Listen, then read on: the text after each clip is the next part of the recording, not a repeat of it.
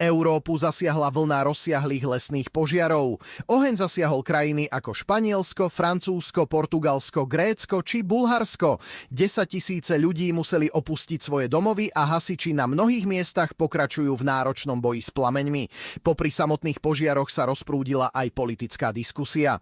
Objavili sa tvrdenia, že európske sankcie voči Rusku skomplikovali údržbu ruských vrtuľníkov K-32, ktoré viaceré štáty v minulosti využívali pri hasení požiarov. Niektorí kritici tvrdia, že to oslabilo schopnosť niektorých krajín reagovať na rozsiahle požiare. Na druhej strane predstavitelia viacerých štátov upozorňujú, že hlavnou príčinou extrémnych požiarov sú dlhodobé horúčavy, sucho a klimatické podmienky. Diskusia o tom, aký vplyv mali sankcie na pripravenosť Európy, tak pokračuje.